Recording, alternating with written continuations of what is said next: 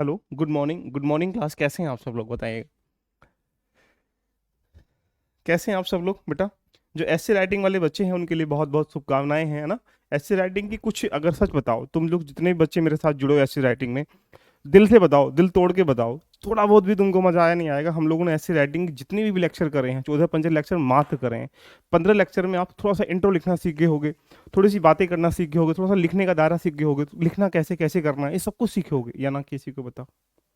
तो आइएगा, last moment पे हमने किस पे डिस्कशन किया था? वुमेन एम्पावरमेंट पे डिस्कशन किया था। तो यानी ऐसे इतने जब इंपॉर्टेंट पिलर हम लोग बात करते हैं कि ऐसे इसलिए जरूरी है कि आपके दिमाग के विचारों को, क्रांति को फैलाने का काम करते हैं, राइट। और ऐसे ही एक ऐसा सेगमेंट है जो आपको बेहतर तरीके से रेडी करना चाहिए। अगर आप उसको अच्छे तरीके से रेडी कर लेते हैं तो मान के चलिएगा कि आप जीवन में अच्छे नंबर ले पाएंगे यूपीएससी में, स्टेट पीएससी में, और वहां से सफलता होने के जो चांसेस हैं वो बढ़ जाते हैं। तो आइएगा, आज हम बात कर लेते हैं एक ऐसे सेगमेंट के ऊपर जो हर किसी एग्जाम में देखने को तुम्हें मिलता है। वो कौन सा सेगमेंट है, क्या है, इन सब के बारे में डिबेट करेंगे। तो लाइक आज जो एक हमने कहा था कि अब हम 10 टॉपिकों पर ऐसी फिल्म बनाएंगे कि कंप्लीटली ऐसे हो जाएगा। जैसे लास्ट मोमेंट पे हमने जितने वुमेन एम्पावरमेंट के ऐसे हुए सारे कर लिए, है ना। वुमेन एम्पावरमेंट कोटेशन सारी एक साथ लिख ली। वुमेन एम्पावरमेंट की इंट्रोडक्शन कैसे लिखना वो हमने कर लिया। आज हम बात करेंगे एजुकेशन के बारे में, एजुकेशन, इंडिया के एजुकेशन के बारे में। तो आज का जो सेगमेंट नंबर 2 है, सेकंड नंबर टॉपिक क्या है आज का? एजुकेशन। एजुकेशन से जितने भी ऐसे हैं सबको यही समाहित करूंगा, ये तो मेरी क्वालिटी है, देखिएगा। यानी शिक्षा। तो यानी एजुकेशन इन इंडिया के बारे में जितने प्रश्न पूछे गए होंगे वो आपके सामने सारे प्रश्न यही बन जाएंगे। अब आपको इसको पहले क्या करना है, पूरा एक डायग्राम बनाना है। ये 2 दिन क्लास लूंगा मैं इसकी, और 2 दिन में जीवन में जब भी ऐसे पूछा जाएगा एजुकेशन से, बस तुम इस नोट्स को देख लेना। सारी कोटेशन एक जगह जाएंगे, सारे एग्जाम्पल एक जगह जाएंगे, सारे जो इंट्रोडक्शन एक जगह जाएगा, सारा कंक्लूजन एक जगह जाएगा। इतना मैं आपसे बोल रहा हूँ, बस इतना आप कर लीजिएगा। तो सबसे पहले, अगर तुम्हें इंट्रो इसको ऐसे करना है तो ऐसे के लिए सबसे पहले हमारे जो इंट्रोडक्शन होना चाहिए, जो पूरा होना चाहिए, सार जो तुम्हें पता होना चाहिए उसके बारे में क्या क्या होता है, देखो। यहां से पूरी कहानी हम लोग चलने का प्रयास करते हैं। सबसे पहले आपको ऐसे एजुकेशन के बारे में डेफिनेशन होनी चाहिए पता, यानी परिभाषा क्या होती है, राइट। तो पहले definition, what is the means of definition education की, यह परिभाषा।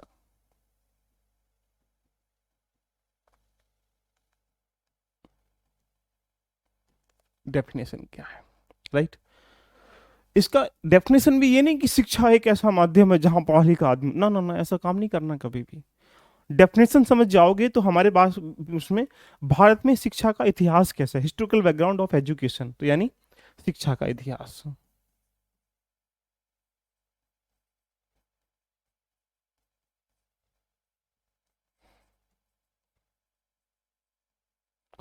Historical background of education in India.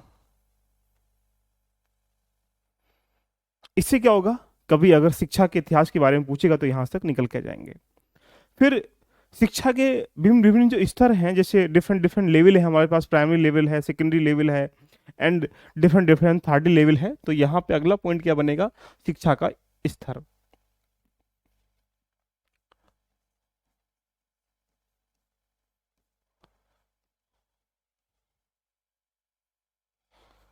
Level of education. फिर लेवल ऑफ एजुकेशन में ही कम से कम कई सारी बातें समाहित करेंगे, that is a major thing. Like suppose करो, इस लेवल थीम के कुछ इश्यूज कौन कौन से हैं, कौन कौन से मुद्दे हैं, कौन कौन से आप चैलेंजेस यहाँ पे देखेंगे। फिर यहाँ कुछ सजेशंस कैसे दे सकते हैं कि जो हमारे पास प्राइमरी लेवल पर क्या समस्याएं हैं, तो यानी क्या समाधान कर सकते हैं, प्राइमरी लेवल पर क्या चुनौतियां हैं, उनके कुछ कुछ ऐसे कुछ मुद्दे जो हैं उनको देखने का प्रयास करेंगे, ये आप समझ जाएंगे। तो इसके बाद फिर यहाँ पर हमारे एजुकेशन को फाइनेंशियल एक प्रकार से कह सकते हैं, शिक्षा में वित्त पोषण की स्थिति क्या है।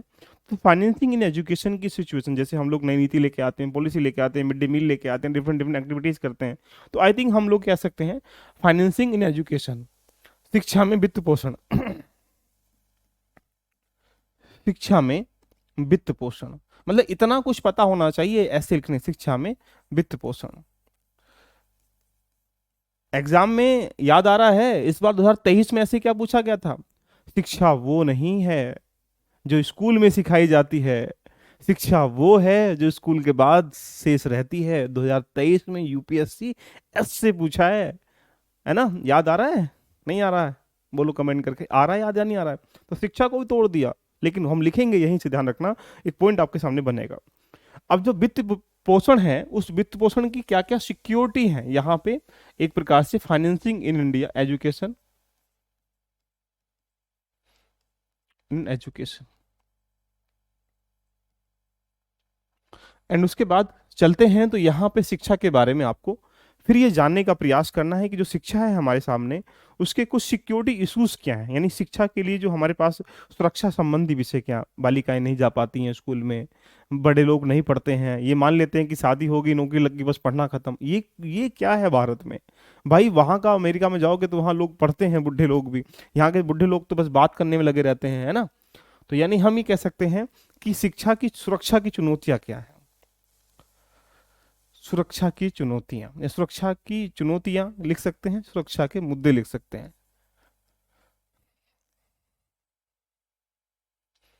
चैलेंजेस ऑफ सिक्योरिटी, एक एक चीजों को लिंक करूंगा। मैं चाहता हूं कि एक टॉपिक रेडी हो तो जीवन में उससे आने वाले सारे प्रश्न रेडी हो जाएं, तब तुम्हें तो मजा आएगा ऐसे करने का, नहीं तो फिर हर ऐसे को अलग निकल के आ जाएंगे। फिर चैलेंजेस में बहुत सारी चीजें निकल के यहाँ से आ जाएंगी। फिजिकल एजुकेशन कैसी हो? चैलेंजेस में अगर हम लोग बात करेंगे तो शिक्षा का निजीकरण हम लगातार बढ़ रहे हैं, तो यहाँ प्राइवेटाइजेशन, शिक्षा का निजीकरण,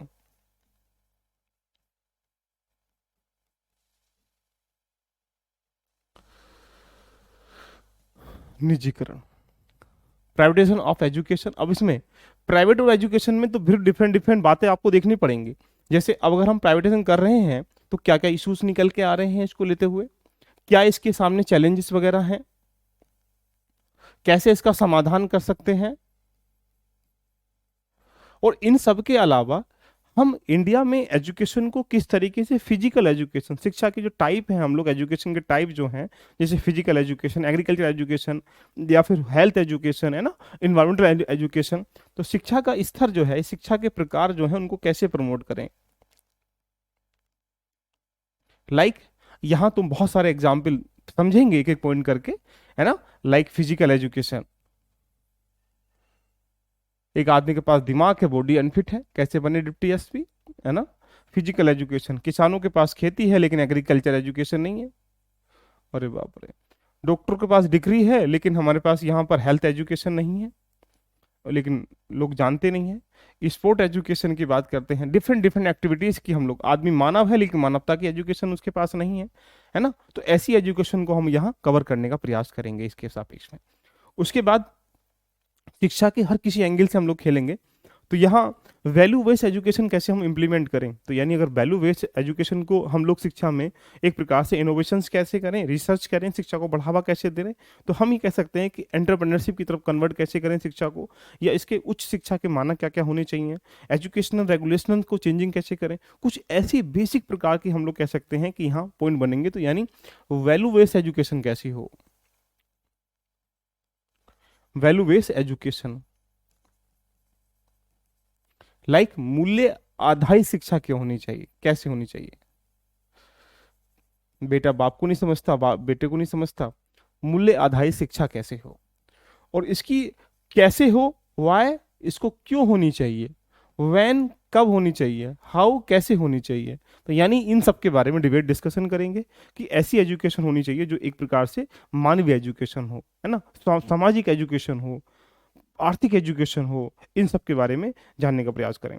फिर हम इसमें समझेंगे पॉइंट ऑफ समझ के कि शिक्षा से संबंध जितने प्रावधान हैं हमारे, चाहे हमारे पास आर्टिकल भी है संविधान में, है ना, 45 में है, 21 में है, एंड डिफरेंट डिफरेंट 51 के में भी हैं, या कुछ हमने अनुसूची लेके आए हैं, अभी हाल ही में शिक्षा नीति भी लेके आए हैं। तो यहाँ पे शिक्षा से संबंध जितने प्रावधान हैं, यानी प्रोविजन रिलेटेड टू एजुकेशन, जिसको एनपीए के नाम से कह सकते हैं, तो शिक्षा से जितने प्रावधान है यहाँ लिखने पड़ेंगे।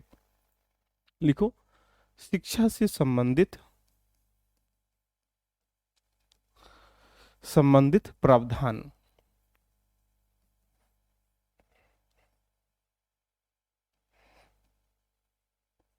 Provision related to education. तो आई थिंक आप कह सकते हैं कि शिक्षा से संबंधित जो प्रावधान है वो कौन कौन से होने चाहिए, उन सब की लिस्टिंग तुम्हारे दिमाग को होनी चाहिए।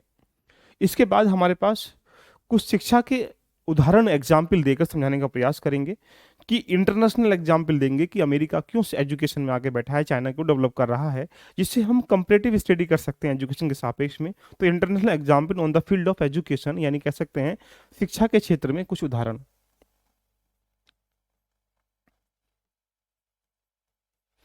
क्षेत्र में उदाहरण कि कुछ बेहतर कर पा रहे हैं। तो important example in education, importance example in education. तो हम ये कह सकते हैं, बेसिकली पॉइंट हम ये कह सकते हैं कि शिक्षा के क्षेत्र में जितने भी, चाहे इंटरनेशनल या फिर नेशनल क्यों ना हो, राइट, राष्ट्रीय और अंतर्राष्ट्रीय एग्जाम्पल को लेने का प्रयास करेंगे। हमारे यहाँ के कुछ ऐसे क्षेत्र हैं जो लगातार पॉजिटिविटी बने हुए हैं। देखिएगा, एक बच्चा क्या बोल रहा है, ज्योग्राफी की कहाँ पर है। अच्छा लक्ष्मण जी, हम ज्योग्राफी क्लास कर रहे हैं क्या? बाप रे बाप रे बाप रे, बस इन्हीं लोगों से मैं नफरत करता हूँ, और मैं खूब दबा के नफरत करता हूँ, है ना। अब मेरी नफरत से कुछ होगा तो है नहीं, जिनको पढ़ना नहीं होगा वैसे भी नहीं पढ़ेगा। साफ बात ऐसी की चल रही है, ज्योग्राफी क्लास कहाँ से निकल के आ गई हैं,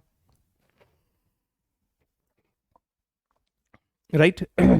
तो एजुकेशन में अभी तुम और क्या पढ़ेंगे, देखिएगा अभी 2022 में जब कोरोना आया था इंडिया में, तो एजुकेशन को ऑनलाइन रूप में पूछना स्टार्टिंग कर लिया। तो यहाँ से हम बात करेंगे ऑनलाइन एजुकेशन। तो यहाँ पे अगले पॉइंट में ये भी समझ लेंगे, जिसमें कंसेप्ट क्या होगा, क्लियर होगा, ऑनलाइन एजुकेशन।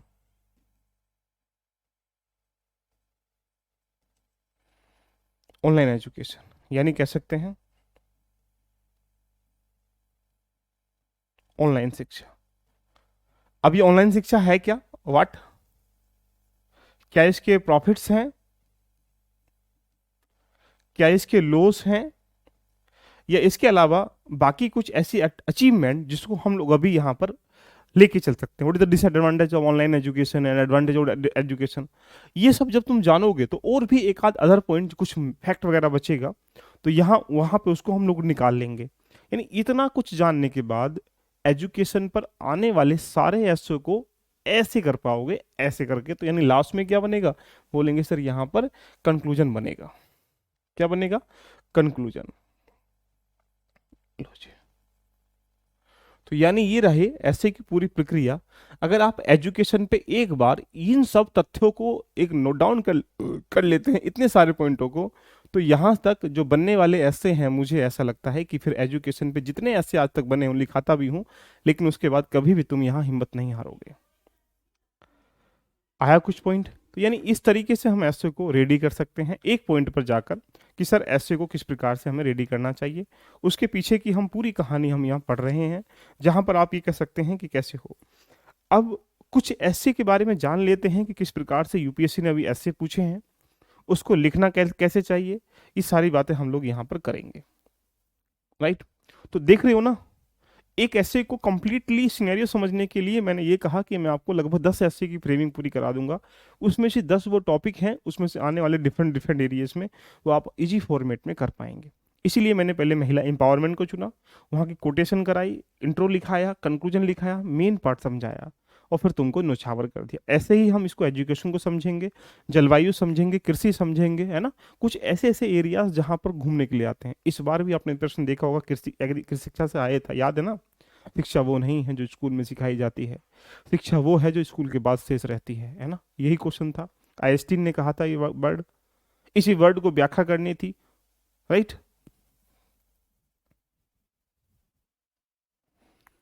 चले, मजा आ रहा है। अब चलो, ये पहला पॉइंट हमने समझा कि ये सब होने के बाद आपके पास ऐसे की सिनेरियो पूरा हो जाएगा।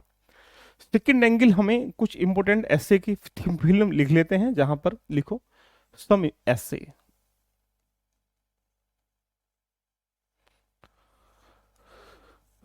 आस्क यूपीएससी एग्जाम, कुछ ऐसे जो यूपीएससी एग्जाम में शिक्षा को लेकर पूछे गए हैं उनको निखारा, उसकी लिस्टिंग आपको दे दूंगा। वास्तविक शिक्षा क्या है, ये ऐसे पूछा गया था। What is the real education, वास्तविक शिक्षा क्या है।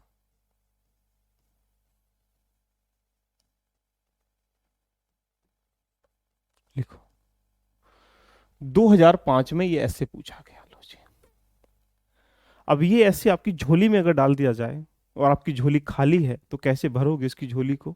इसका मतलब तुम्हारे पास सब कुछ होना चाहिए। वास्तविक शिक्षा किसे कहते हैं, शिक्षा किसे कहते हैं, डेफिनेशन पता होना चाहिए। उसके बाद लिखा इसने, उसके बाद और भी कई क्वेश्चन पूछे गए हैं। तो एक क्वेश्चन देखो कितना खतरनाक ही दिया है ऐसे के रूप में। दूसरे क्वेश्चन के रूप में यूपीएससी ने डाल दिया है कि आधुनिक शिक्षा, आधुनिक तकनीकी शिक्षा और मानवीय शिक्षा। क्वेश्चन पूछ लिया कि आधुनिक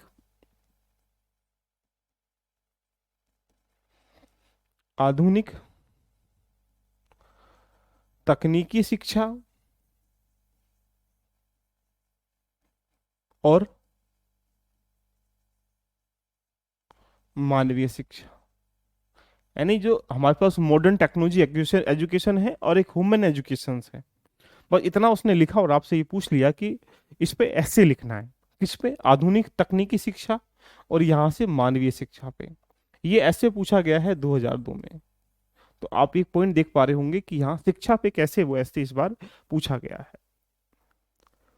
उसके बाद 2015 में भी एक क्वेश्चन पूछा है कि मूल्यों से वंचित शिक्षा जैसे अभी उपयोगी है, मूल्यों से वंचित शिक्षा अभी उपयोगी है, व्यक्ति को अधिक चतुर शैतान बनाने जैसी लगती है कि इस समय व्यक्ति आज की शिक्षा लेकर अधिक चतुर बन रहा है, शैतान बन रहा है, जो भविष्य के लिए क्या होगा, खिलवाड़ होगा। 2015 में भी ऐसे ऐसे पूछा गया है, उसको भी लिख लीजिएगा। क्वेश्चन नंबर 3, मूल्यों से वंचित शिक्षा जैसे अभी उपयोगी है, तीसरा ऐसे लिखें, मूल्यों से वंचित शिक्षा। अब वो मूल्य कौन कौन से, मानवीय मूल्य, सामाजिक मूल्य, आर्थिक मूल्य, इन सब के बारे में डिबेट डिस्कशन करने के लिए बोल रहा है। जैसे अभी उपयोगी है, यानी मूल्यों से वंचित शिक्षा अभी उपयोगी है, व्यक्ति को अधीर चतुर शैतान बनाने जैसी लगती है। वो व्यक्ति को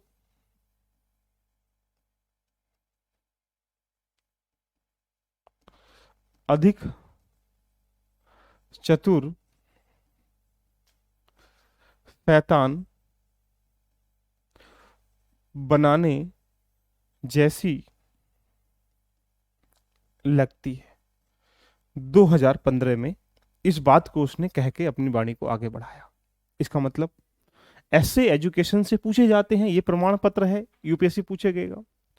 और डोहा लेटेस्ट में फिर उसने क्या किया है, अब नंबर 4 और भी पूछे गए हैं बेसिक बेसिक क्वेश्चन। यहीं से क्वेश्चन क्या दिया इस बार, शिक्षा वह नहीं है जो विद्यालय में सिखाई जाती है। विद्यालय में,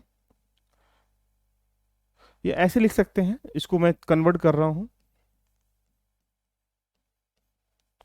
शिक्षा वह है जो विद्यालय से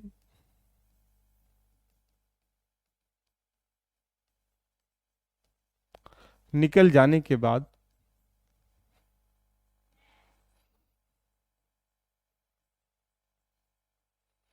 शेष रहती है। अब ये आइंस्टीन साहब कहते हैं इस वाली बात को। तो आपके दिमाग में एक सिनेरियो बन पा रहा होगा कि यहाँ शिक्षा टॉपिक कितना इंपॉर्टेंट है। ये 4 टॉपिक आपके सामने हैं। अब ऐसा तुम बताओ, इसमें सारे जो ऐसे हैं वो आप इससे एक फिल्म बना पा रहे होंगे। जो ये ऐसे हैं सारे, कैसे ऐसे हैं, बोलेंगे सर ये जो ऐसे दिखाई दे रहे हैं सारे अमूर्त ऐसे हैं जिनका कोई नॉलेज से मतलब नहीं है। लेकिन फिर भी नॉलेज के ना बिना होने की, नॉलेज ना है तो लिखोगे कैसे। इसी नॉलेज का रोल भी उतना ही है जितना ध्यान रखना अमूर्त ऐसों का है। तो आइएगा पहले कुछ कोटेशन लिखते हैं, प्रश्न को भावनाओं से इकट्ठा कर स्टार्ट करते हैं। और प्रत्येक ऐसे की कोटेशन को एक साथ लिखेंगे तो हम रीजन करते समय आसानी होगी। तो यहीं से ऐसे को लिखने के लिए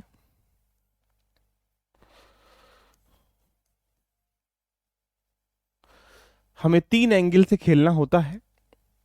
अगर आप यूपीएससी में जाएंगे तो 1000 से लेकर 1200 वर्ड, सामान्यतः कह सकते हैं कि 10 पेज के आसपास आपको यहाँ पे ऐसे लिखना पड़ेगा। एक पेज में सामान्यतः 100 वर्ड आ जाते हैं।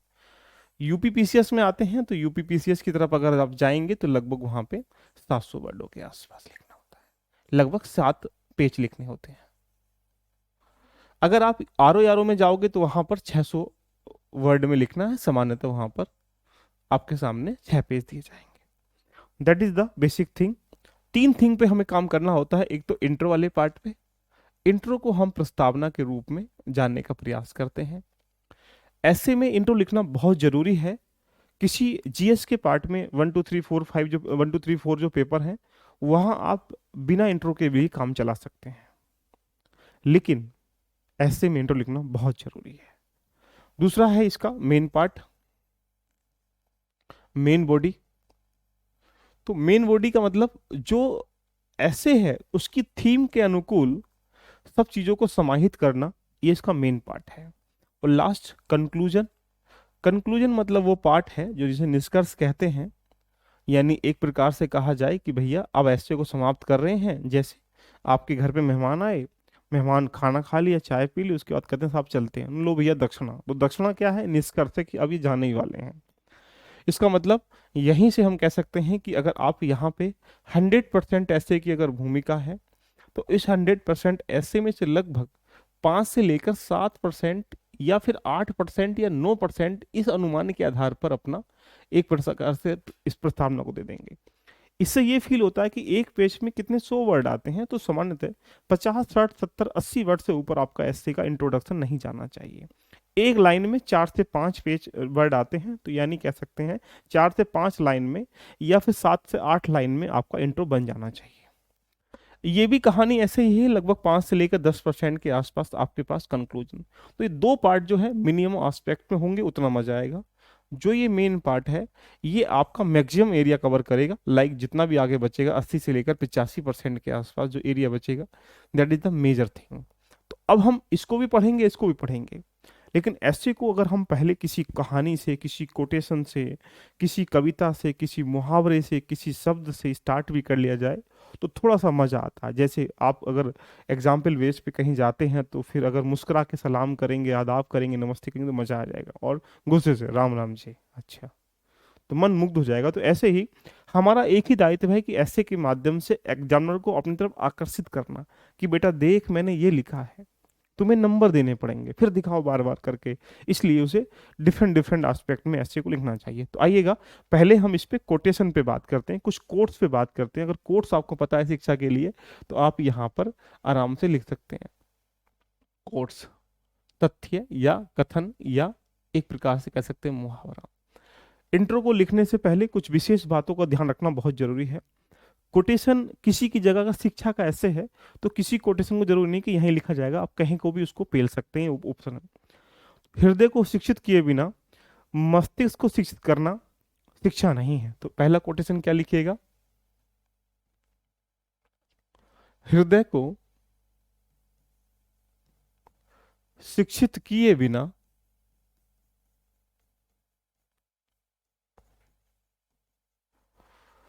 मस्तिष्क मतलब दिमाग, शिक्षित करना शिक्षा नहीं है।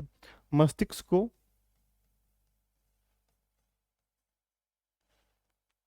शिक्षित करना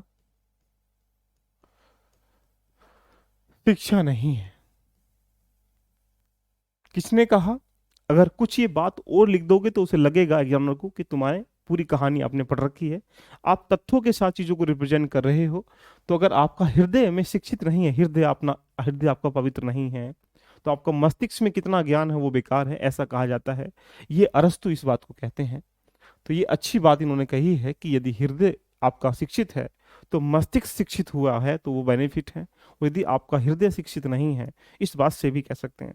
कभी कभी हम चीज़ों को जब स्टैब्लिश करेंगे तो यहीं से आप क्या कर सकते हैं, पॉइंट ऑफ व्यू के आधार पर हृदय की शिक्षित इसी भावनाओं को, इसी कथन को लेके इसके उच्चारण से स्टार्ट कर लोगे, ये पॉइंट आपके दिमाग में निकल के आ जाएगा। अधिगम यानी शिक्षा अध्यापन का उत्पाद नहीं है, अधिगम शिक्षा सीखने वालों की गतिविधि का उत्पाद है। तो सेकंड क्या लिखेंगे, ये अगर आपने नोट डाउन कर लिया तो इसको ऊपर कर लेते हैं।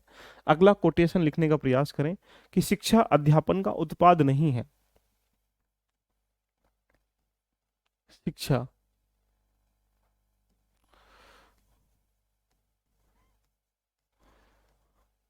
अध्यापन का उत्पाद नहीं है। उत्पाद मतलब प्रोडक्शन की शिक्षा इसलिए कि उसे अध्यापन कराया जाए। शिक्षा सीखने की गतिविधि का उत्पाद है। शिक्षा क्या है? सीखने वालों की गतिविधि का उत्पाद है। शिक्षा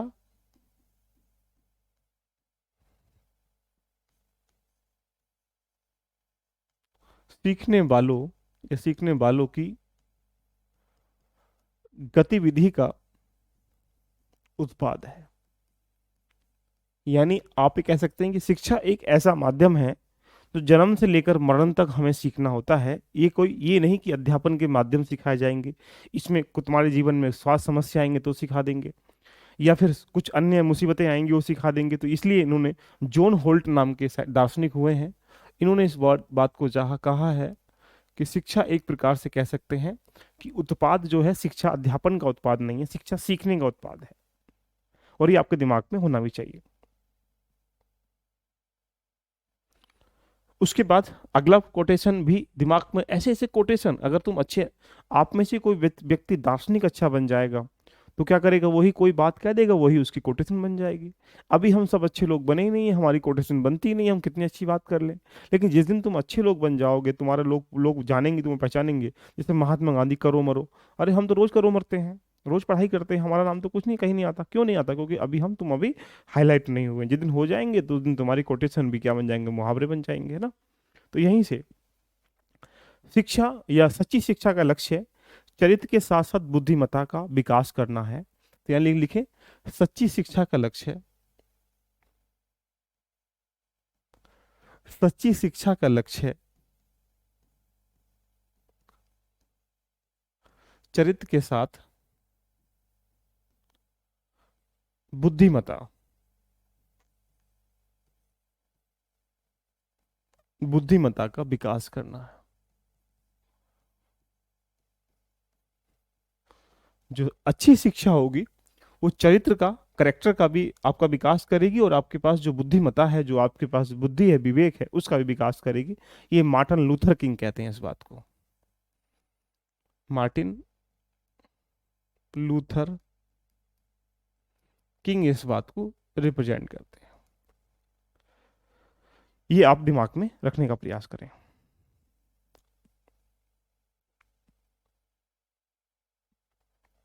अब अगला पॉइंट, रविन्द्रनाथ टैगोर को ने एक बात कही है कि किसी बच्चे को, शिक्षा को अपने ज्ञान तक सीमित रखिए, मत रखिएगा, क्योंकि वह और किसी अवस्था में या वह किसी और समय में पैदा हुआ है। तो यानी शिक्षा एक रुकावट नहीं है, शिक्षा एक सीखने की प्रक्रिया है। और शिक्षा अगर सीखने की प्रक्रिया है तो इसको मतलब एक प्रकार से कह सकते हैं, शिक्षा को अपने ज्ञान तक सीमित नहीं रखना है। तो लिखिएगा, किसी बच्चे को, किसी बच्चे को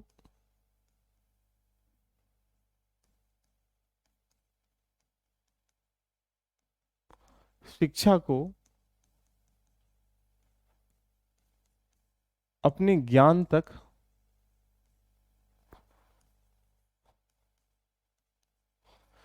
सीमित नहीं रखना है, क्योंकि बच्चों का जन्म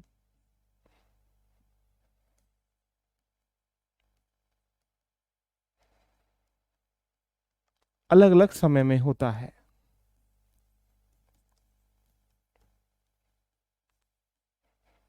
आप इस पॉइंट से ये समझ सकते हैं कि शिक्षा एक प्रकार से कह सकते हैं कंटिन्यूड होनी चाहिए। तो लिख दीजिए रविंद्रनाथ टैगोर।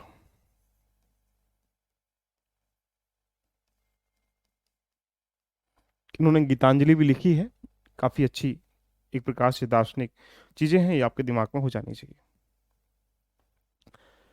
एक सभ्य घर के समान कोई विद्यालय नहीं है, और चरित्र अभिभावक के समान कोई शिक्षक नहीं है।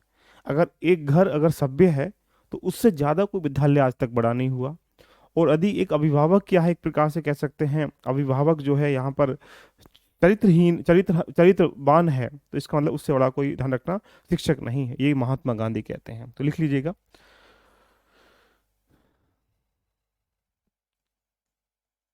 एक सभ्य,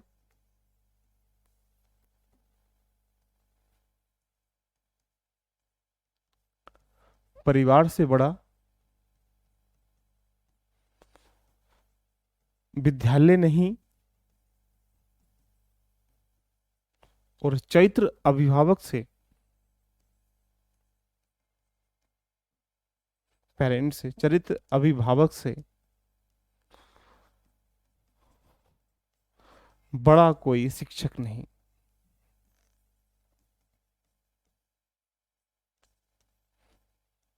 महात्मा गांधी। कितना जबरदस्त कोटेशन इन्होंने दिया है। इसलिए महात्मा गांधी हर रूप में दिखाई देते हैं। आप प्रेम के रूप में आएंगे तो महात्मा गांधी दिखाई देंगे, हर जगह महात्मा गांधी यहाँ पर दिखाई देते हैं। ये अदिति ये मत लिखना कि शिक्षा की जड़ें कड़वी हैं परंतु इसका फल मीठा है, ये सब बेकार वाली बातें हैं यहाँ पर। मुझे ऐसा लगता है कि इन बातों के कोटेशन बनाना उचित नहीं है, क्योंकि कोटेशन, अगर शिक्षा की जो बातें अगर तुम लिख रहे हो जड़ें कड़वी हैं, बताओ किसने कहा था? अब देखोगे आप ईस्ट नॉर्थ वेस्ट साउथ को यार, ना? तो कोटेशन ऐसा लिखो जिसमें दमदार बात हो। ये तो स्टेटस लगाने की बातें हैं कि शिक्षा का जो दूध पिएगा वो शेरनी की तरह दहाड़ेगा, अरे बाप रे, ऐसा तो थोड़ी लिखोगे ऐसे में, है ना? ऐसा मत करना कभी तुम। मार्केट की, बाजार की बातों को यहाँ पे पिरो दो, ऐसा नहीं करना है। आपको ज्ञान की बातों को पिरोना है, नहीं तो मार्केट की, बाजार की बात तो अनपढ़ आदमी कर सकता है। अगर तुमसे कोई पूछे कि भैया शिक्षा क्या है, तो शिक्षा एक सीखने की कला है, और सीखेंगे कब तक? जब तक जीवन रहेगा। ऐसा हर आदमी कर सकता है, लेकिन फिर भी हमें यहाँ देखने का प्रयास करना है।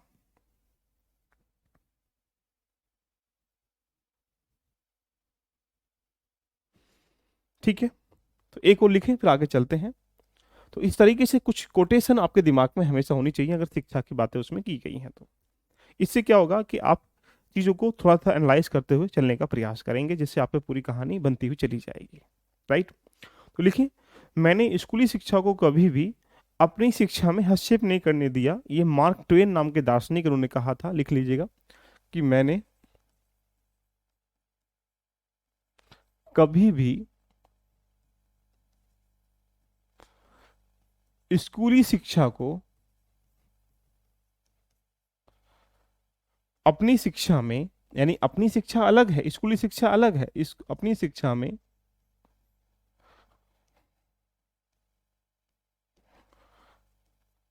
हस्तक्षेप नहीं करने दिया,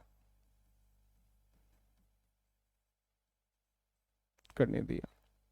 तो इनका नाम अगर देखा जाए तो इनका दार्शनिक है, इनका नाम है मार्क ट्वेन। तो लेट्स मार्क ट्वेन, ट्वेन। तो आई थिंक इन सब बातों को आप यहाँ पर समाहित कर सकते हैं। एक यहाँ पे अलेक्जेंडर कहा है कि सबसे शिक्षक वे हैं जो दिखाते हैं कि आपको कहाँ जाना है, ये आपको यह नहीं बताते हैं कि आपको क्या देखना है। मतलब एक प्रकार से सबसे शिक्षक वो है जो आपको ये दिखाते हैं कि आपको क्या, कहाँ जाना है, बल्कि वो सबसे नहीं है, ये बताते हैं कि ये वाला देखो, यानी आपको जाना वहां है उसको देखो। तो कुछ इस तरह की बातें भी हम लोग यहाँ पर कर सकते हैं। लास्ट पॉइंट लिख लीजिएगा अब्दुल कलाम का, वो भी कोटेशन अच्छी रहेगी अब्दुल कलाम वाली। इन्होंने कहा, क्या क्या कहा है कोटेशन में, कि शिक्षा से रचनात्मकता आती है, रचनात्मकता चिंतन का विकास करती है, और चिंतन से ज्ञान की प्राप्ति होती है, वो ज्ञान जो है आपको महान बनाता है। अब्दुल कलाम ये बात को कहते हैं, लिख लीजिएगा। शिक्षा से रचनात्मकता आती है, लिखें, शिक्षा से, शिक्षा से क्रिएटिविटी, रचनात्मकता आती है, और रचनात्मकता चिंतन का विकास करती है,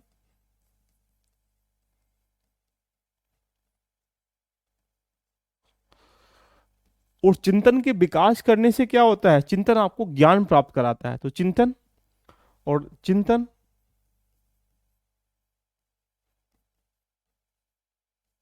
ज्ञान प्राप्त कराता है। और यही कलाम साहब कहते हैं कि ज्ञान प्राप्ति से आदमी क्या होता है, महान बनता है। और ज्ञान प्राप्ति से, ज्ञान प्राप्त होने से व्यक्ति महान बनता है। कितना अच्छा पॉइंट बनता है। लाइक महात्मा अब्दुल कलाम, एपीजे अब्दुल कलाम, अपूर पाकी जनाउद्दीन अब्दुल कलाम। ये अच्छा कोटेशन है। तो इतनी सारी कोटेशन जब एजुकेशन की तुम अपने दिमाग में लेके चलोगे, और एजुकेशन की जब ये क्वेश्चन बन जाएंगी, ये पूरी पिक्चर बनती हुई चली जाएंगी। तो आया कुछ दिमाग में? तो अगर हमें इस 3 एंगल से हमने कुछ बातें आपके सामने करी, जहां पर आपको इंट्रो को लिखना है, इंट्रो लिखने से पहले मैंने आपके सामने कुछ कोट्स को लिख दिया कि अगर एजुकेशन की कुछ बातें की जाएंगी तो हमें इन कोट्स को दिमाग में हमेशा रखने का प्रयास करना है। अगर सबको मजा आए तो एक बार दिल से चाहूंगा, एक बार क्लैपिंग तो बनती है ना यार, बताओ।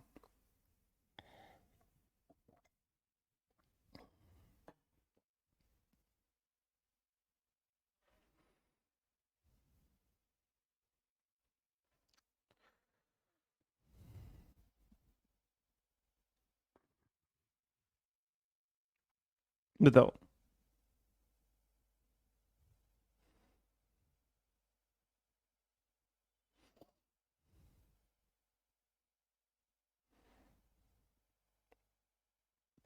मजा आया सबको? नहीं?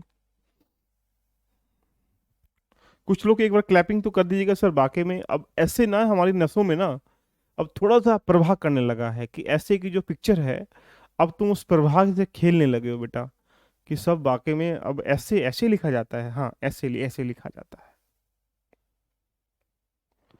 ऐसे को लिखने के लिए इतने सारे एंगल दिमाग में होने चाहिए। तो तुम ये इन चीजों को अब जानने लगे हो, देखो। राइट। तो अभी तो हमने तीनों पॉइंट बचे हैं। अभी तो हम इस एजुकेशन के बारे में कोटेशन को लिखा, ऐसे में कोटेशन में, इस सब में ऐसे में क्या क्या पढ़ना है, फिर ऐसे की कोटेशन के सापेक्ष में ऐसे को स्ट्रक्चर कैसे फॉर्मेट देना है, ये सब चीजें हम लोग यहाँ पर चलने का प्रयास करेंगे।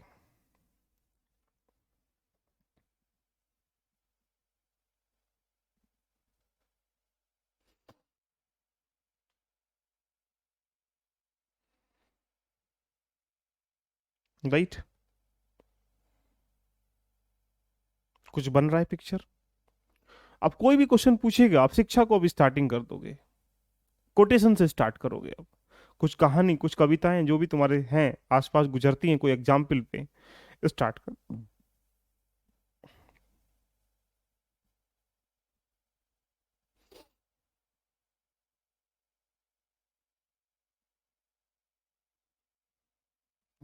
ओके, नाउ अरे कोटेशन को याद नहीं करना सौरभ बन जाए तो साहब मैं तुम्हारे पीछे पीछे आ जाऊंगा लेके, कोटेशन को लो बेटा, ऐसे पूजा शिक्षा में लो, लिखो, हम तुम्हारे साथ आ जाएंगे। एक पूछ रहा है बच्चा, सर कोटेशन को याद करना है क्या? अरे बाप रे, ना ना ना, देख के आप छोड़ दो, लिखना याद नहीं करना है। आपको देखना भी नहीं है, ये तो बुरा काम है। तुमने बेफालतू में पैसे जमा करे 500 रुपये ऐसे के लिए। हम 15 क्लासेस दे चुके हैं लगभग, अभी 16 क्लास चल रही हैं। ये तो गलत काम करा तुमने। आपके प्रश्न इतने खतरनाक होते हैं, इनको जवाब मैं दूं क्या? तो मैं क्या अपने घर में यहाँ इतना टाइम वेस्ट कर रहा हूँ? अगर मैं चाहता तो साहब इसको मैं प्रिंट करके पीडीएफ फॉर्मेट में ले आता, और पीडीएफ फॉर्मेट में लाने के बाद ऐसे करके लाइन खींचता, लो बेटा कोटेशन लिख लो ये वाली, लो बेटा कोटेशन लिख लो एक वाली। ध्यान रखना, मैं हमेशा कहता हूं कि हमेशा लिख के पढ़ना चाहिए। उसकी दो ही कारण है लिख के पढ़ने के। एक बात समझो प्यार मोहब्बत से, अगर प्रेम जो है फोन पे हो जाता तो मिलने की अपेक्षा क्या होती? इसका एग्जाम्पल कुछ और मत लेना, एग्जाम्पल समझ, जब हम आपस में साथ बैठ के बात करते हैं तो यहाँ से तरंग फैलती हैं, ऐसे ही समझने का प्रयास करें। मान लीजिएगा मैंने एक वर्ड लिखा है निबंध, और निबंध को हम लिख नहीं रहे हैं, ओनली निबंध को देख रहे हैं, तो देखने से 20% हमारे दिमाग में जाएगा। और यदि वहां उसको लिख रहे हैं, निबंध लिख रहे हैं, तो इस पे हमारा दिमाग जो है एक्टिव है, हाथ एक्टिव है, तो इस पे क्या होगा, इस लिखने वाली प्रवृत्ति में अधिक जाएगा। तो मैं आपको अपने अनुभव से बता रहा हूँ, कोशिश करना चाहिए जितने भी आप पढ़ाई कर रहे हो तो कम से कम अगर पूरा कंसेप्ट नहीं ले सकते हो तो नोट्स बनाइए, जब भी सिनॉप्सिस वे में बनाने का प्रयास करें। इसीलिए जब भी आप पढ़ाई करें उसे लिख लिख कर पढ़ाई करने का प्रयास करें। इससे क्या होगा, मान लो तुमने 10 पेज पढ़े हैं, 10 पेज में कम से कम 20 हेडिंग तो बनेंगी ना, 20 हेडिंग को ही लिख लो एक पेज पे। उस पेज को बाद में खाना खाते समय, घूमते समय रिवाइज करो, अच्छा ये आर्थिक कारण था, सामाजिक कारण था, धार्मिक कारण था, भौगोलिक कारण था। इससे माइंड तुम्हारा बिल्ड हो जाएगा साहब। इसलिए एक प्रकार से कह सकते हैं ये आपको लिखना, लिख के पढ़ना चाहिए। नहीं तो मैं भी पीडीएफ पढ़ा सकता हूँ, बताओ पीडीएफ से चाहोगे पढ़ना, बताओ ये सुनो, कमेंट करो अगर आप चाहेंगे पीडीएफ से या ऐसे ही पढ़ना चाहेंगे।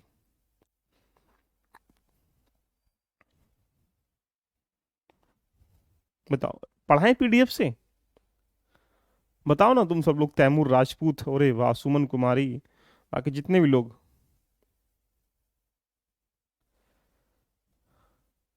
अगर आप चाहते तो हम पीडीएफ ले आएंगे,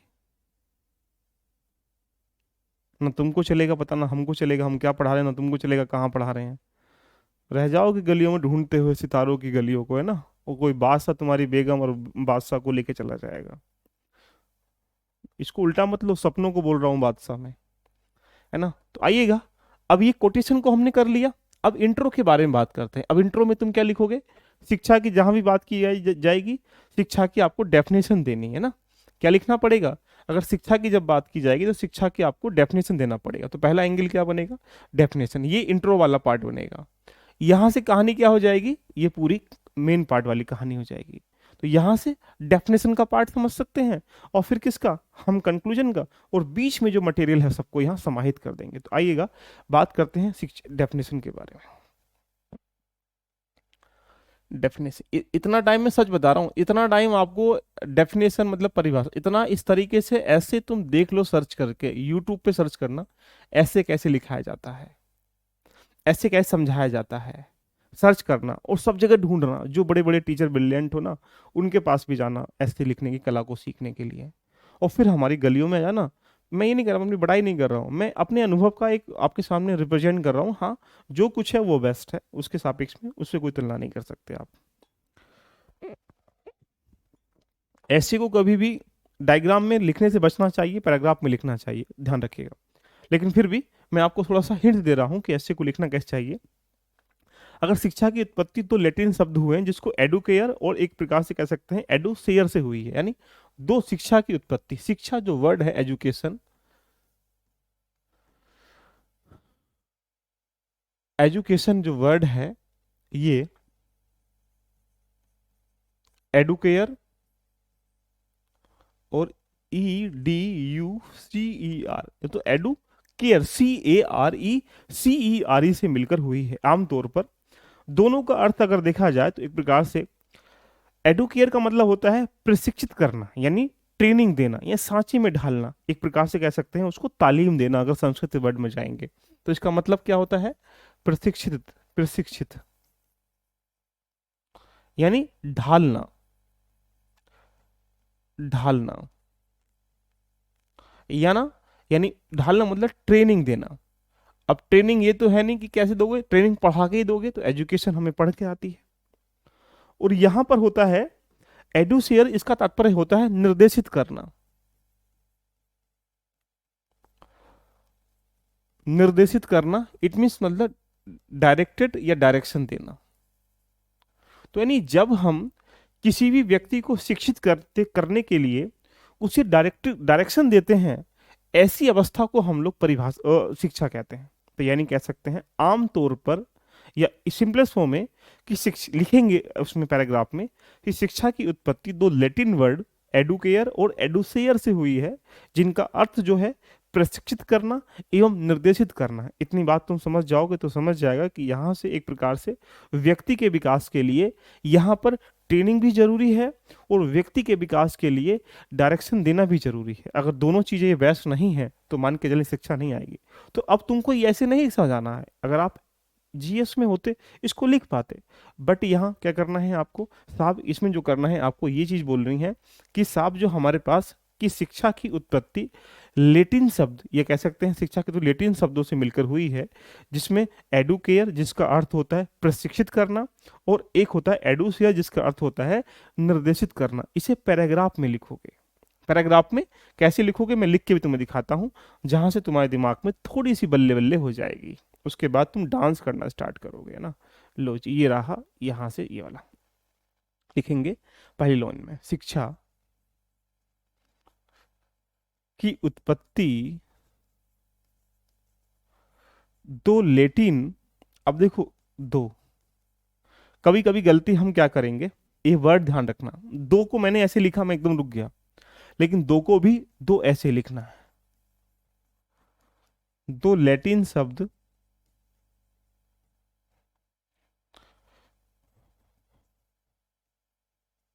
एडुकेयर, ये इंग्लिश में चलेगा क्योंकि लैटिन शब्द ज्यादातर इंग्लिश में होते हैं। एडुकेयर जिसका तात्पर्य या जिसका अर्थ है प्रशिक्षित करना। अब जो ये अंडरलाइन है इसको इस तरीके से करें, बिल्कुल ऐसे लिखा रहा हूं देख लीजिएगा, बिल्कुल प्रशिक्षित करना, ये ध्यान रखना हर चीज का। एक एक बिंदु, अगर अगर एग्जाम्पल समझ लीजिएगा, प्रयास करें। एक कोई दुल्हन है और शादी हो चुकी है, उसके बाद उसने सब कुछ लगा रखा है लेकिन बिंदी नहीं लगा रखी, तो उसकी जो सभ्यता का परिचय है आदमी पहचान जाएंगे, अच्छा शादीशुदा है लेकिन बिंदी नहीं लगा रखी है, मांग में सिंदूर नहीं है, बिछुए नहीं पहन रखे हैं, इसका मतलब एक पहचान है। ऐसे ही एग्जामिनर आपकी छोटी छोटी कमियों को, छोटी छोटी बिंदुओं को, छोटी छोटी चीजों को नोट डाउन करने का काम करता है, क्योंकि वो बिल्कुल नशे में बैठा होता है। बस उस वाली बात है, जैसे मगरमच्छ है ना, किधर से भी मछली आ जाए बस खा जाऊंगा सबको, ऐसे ही आप वो एक प्रकार से मछलियां हैं जो तुम्हारी कॉपी चेक करने के लिए मगरमच्छ बैठे हुए हैं, और वहां बैठे हुए हैं, बस बेटे गलती तो कर, वहीं जाके। और अक्सर ऐसा होता है, अगर तुम भी किसी कॉपी को चेक करोगे तो हमारा ओरली माइंड जो है कहाँ जाता है, बोलेंगे मस्तिष्क जो है हमारा गलती पर ही जाता है। और जब माइंड हमारा मस्तिष्क गलती पे जाएगा तो समझ लो फिर तो दंड मिलना स्वाभाविक सी बात है। तो यहीं से छोटी छोटी गलती भी नहीं करनी है, पुरस्कृत करना। और दूसरा शब्द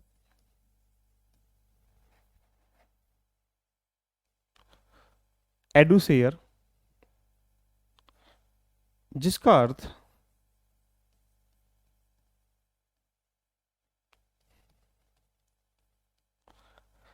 निर्देशित करना है। तो यानी निर्देशित को भी इस तरह की बातें लिखने का प्रयास करें। इससे क्या होगा, छोटी छोटी चीजें आपके दिमाग में यहां से स्टेब्लिश होनी स्टार्टिंग हो जाएंगी। जब आप इतना कर लेंगे तो आपके दिमाग में यहां से आ जाएगा अगला पॉइंट, कि शिक्षा अगर ये है तो फिर साक्षरता क्या है, लिटरेसी क्या है। तो यहीं से अपनी कहानी को थोड़ा सा मोड़ने का प्रयास करेंगे। शिक्षा साक्षरता से किस प्रकार भिन्न हो सकती है, उसको भी थोड़ा सा यहाँ निकालने का प्रयास करेंगे। कि साक्षरता जहां हमें कौशल से समृद्ध करती है, कौशल माने स्किल्ड सिखाती है, लेकिन शिक्षा वही मनुष्य के समग्र विकास को कहीं ना कहीं, जैसे उसमें क्या होगा, केवल कौशल नहीं होगा, अपितु उसमें मूल्य भी होंगे, उसमें नैतिकता भी होगी। तो यहीं से एक लाइन छोड़ने के बाद यहाँ पे क्या करेंगे, कहानी को स्टार्टिंग क्या करेंगे, यहीं से कहानी को स्टार्ट करेंगे। कि साक्षरता जहां हमें समृद्ध करती है, यानी हमें एम्पावर करती है, वही शिक्षा का संबंध जो है मनुष्य के समग्र विकास से है। तो लिखेंगे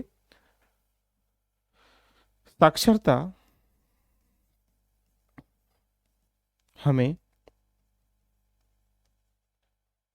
समृद्ध करती है,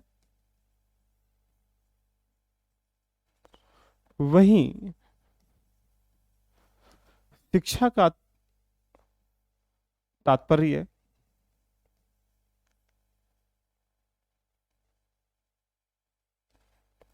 मनुष्य के समग्र विकास से है। यानी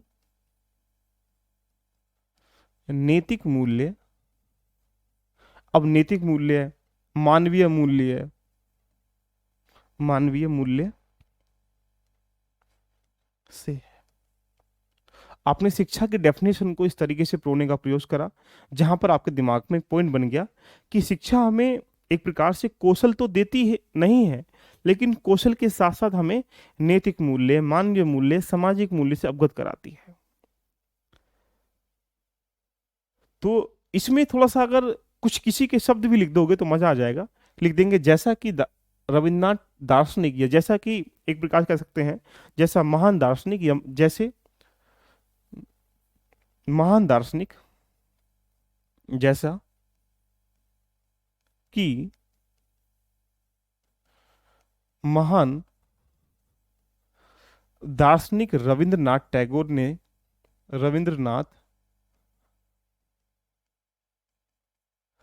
टैगोर ने कहा है कि, अब देखो ये मैं अपने ऊपर बात नहीं ले रहा हूं, शिक्षा की डेफिनेशन को भी किसी दूसरे की बात से अभिव्यक्त कर दिया, या ऐसे पॉइंटों को थोड़ा सा और चेंज कर सकते हैं। रविन्द्रनाथ टैगोर ने अभिव्यक्त किया है, अभिव्यक्त मतलब प्रदर्शित की अपनी भावनाओं को, कि शिक्षा का उद्देश्य शारीरिक, मानसिक या नैतिक विकास के माध्यम से रचनात्मक अभिव्यक्ति का विकास करना है। और वाह, रविन्द्रनाथ टैगोर ने अभिव्यक्त किया है, यह अभिव्यक्त किया है कि शिक्षा के माध्यम से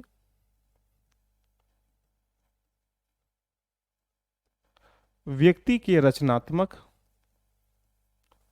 अब रचनात्मक मतलब क्रिएटिविटी, रचनात्मक क्रिएटिविटी है, या इसके पश्चात शारीरिक है, मानसिक है, क्रिएटिविटी शारीरिक, मानसिक,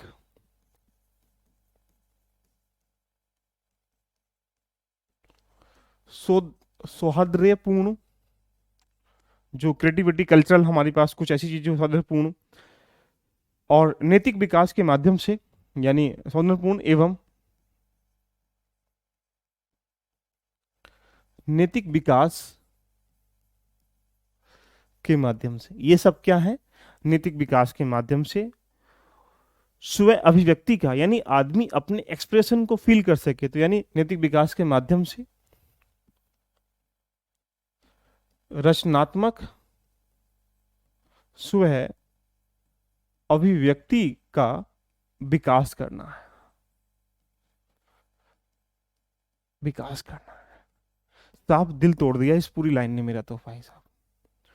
अब तुम बताओ, तुम्हारा टूटा नहीं टूटा दिल किसी ने, बताओ। अब बताओ, अगर हमने इतना ऐसे, इस ऐसे में इतनी बातें अगर हम लोगों ने समाहित कर दी, किसी एग्जामिनर को पसंद ना आए, ऐसा साहब हो ही नहीं सकता, ऐसा हो ही नहीं सकता, क्योंकि हमने एजुकेशन के हिस्टोरिकल बैकग्राउंड को ले लिया। एजुकेशन कहाँ से बना है, एजुकेशन एडुकेयर एडुसेयर से मिलके बना, लैटिन वर्डों से, जिसका अर्थ डायरेक्शन देना होता है और यहाँ पे प्रिसीज करना होता है। उसको फिर तुमने ये बता दिया कि शिक्षा एक प्रकार का क्या है, कि एक एक प्रकार से हमें शिक्षा का तात्पर्य मनुष्य के समग्र विकास से है, जो हमारे नैतिक मूल्य मान्य मूल्यों से सिखाती है। इस बात को रविन्द्रनाथ टैगोर के माध्यम से कहलवा दिया, लो जी साहब कह दिए। जैसे तुम्हें अगर घर में मोबाइल लेना हो और तुम्हें पैसे की डिमांड करी, तो बाप से डायरेक्टली मोबाइल मांगने की क्षमता कम होती है। ऐसा कहा जाता है कि पिता एक प्रकार से कठोर रूप होता है, माता एक मुलायम रूप होती है। तो बच्चा अगर बेटा हो या बेटी हो, अक्सर जो जेंडर होते हैं चेंज, तो बेटी अपने पापा से खुल के बात कह पाती है, अगर कुछ मांगना होगा तो अधिकार से कह पाती है। बेटा इतना खड़ूस होता है कि बाप से नहीं मांग सकता, क्योंकि दो जूते पड़ेंगे ऊपर से, तो मम्मी से कुछ काम के बहाने से मुझे ऐसा है, मतलब उनको चंचल कर लेता है ना, उनको पिघला लेता है अपनी बातों से आके, और मम्मी के सहारे अपने पापा से बात तक पहुंचाता है कि साहब मुझे 10,000 रुपये का मोबाइल चाहिए, व्यवस्था कर दोगे। पापा इतने नालायक होते हैं, मतलब सही होते, नालायक का मतलब मेरा बुरा मत मानिएगा, वो कठोर रूप, पहले स्टार्टिंग में हाई है प्रेशर पे, अभी तो दिलवाया था साले को, अभी तो ऐसा किया था। मम्मी थोड़ा सा एक्टिव मोड में रहती हैं, थोड़ा सा रहता ही है, थोड़ा सा घर में हर पति पत्नी एक्टिव मोड में रहती है। तुम तो सब ऐसी ही बातें करते रहते हो, तुम तो अपने बेटे को चाहते ही नहीं हो कुछ करे, कुछ खाए पिए जी, अच्छे से रहे। सबसे ज्यादा बिगाड़ने का काम जो करती हैं वो माताएं करती हैं अपने बेटे को। तो सबसे ज्यादा ऐसा कहा जाता है भारत समाज में कि जितने भी अपने बालक बिगड़ते हैं, छोटे लल्ला लल्ली बिगड़ते हैं, उन्हें बिगाड़ने का काम जो है माताओं को सौंप दिया गया है। बाप सुधारने का काम करता है हमेशा, लेकिन करें क्या, माताएं बिगाड़ रही हैं और पिताएं जो है सुधार रहे हैं। उधर से वो जूते फेरता है, उधर से वो पुचकारती है, बात खत्म, यहीं से कहानी जिंदगी चल रही है। तो बताएं कैसा मजा आया, देखिएगा।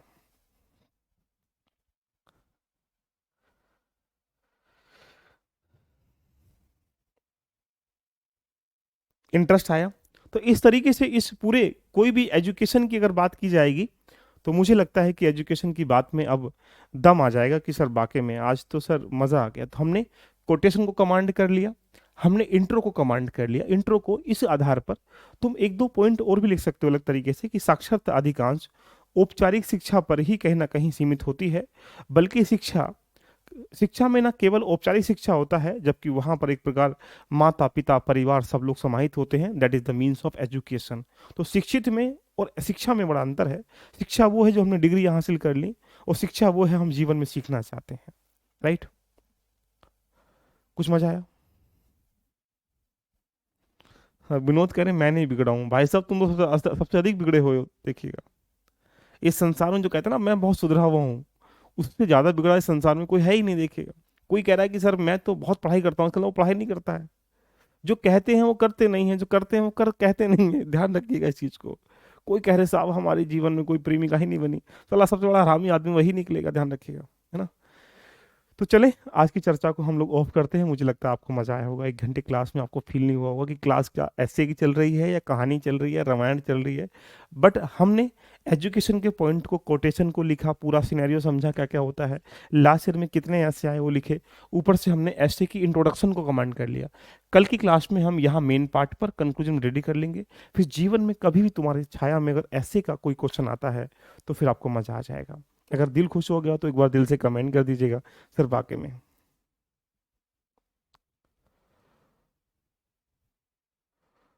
राइट। और बाकी वेदांग बैच जिन लोगों ने नहीं लिया है उनके सामने कुछ दिक्कत है तो डायरेक्टली मुझे मैसेज कर ले, जिससे कि वो सब लोग ज्वाइन कर लो। वेदांग इज सफिशिएंट बैच रहेगा। उसमें जिस तरीके से तुम एससी में देख पा रहे हो, सीसीएट में देख पा रहे हो, एनसेट देख पा रहे हो, तो मेरी इस जर्नी के साथ आप बहुत कुछ सीख पाओगे ना। तो मिलते हैं आप लोगों से फिर शाम में 5:30 बजे एमसीक्यूज क्लास है, वहाँ जरूर आया करें सब लोग। 8:30 बजे भी जो आर का सेशन चल रहा है उसको हम एप्लीकेशन पे शिफ्ट कर लेंगे बहुत जल्दी। तो जो सेशन अभी पेंडिंग थे हमारे, जैसे मान लो इंटरनल सिक्योरिटी है ना, उनको फिर चलेंगे लेके। मेंस है उसको आराम से लेके चलेंगे। अब मेंस हलवा तो है नहीं, 2 दिन में खत्म हो जाएगा, आराम आराम से लेके चलेंगे। इसलिए जो अभी तत्कालीन मार्केट की डिमांड है उसके आधार पर भी हमें कुछ करना मजबूरी बन जाती है। इसलिए उन बच्चों को हम फिर कैप्चर करेंगे एप्लीकेशन में, जिससे कि बिल्कुल रियल वाले बच्चे वहाँ जुड़ के हमारे साथ लेके चल सकते हैं। तो उन सेशन को भी आप ज्वाइन करा करें, जिससे कुछ तो रिवीजन आपका होगा ना। हिस्ट्री पॉलिटिक्स लगभग सेम है, वही होती है ना। ठीक है, मजा आया सबको? ओके। और वेदांग बैच जिसको लेना हो जल्दी से फटाफट ले लें, आज कोई दिक्कत है आप मुझे मैसेज कर लीजिएगा ना। तो love you, bye bye, take care.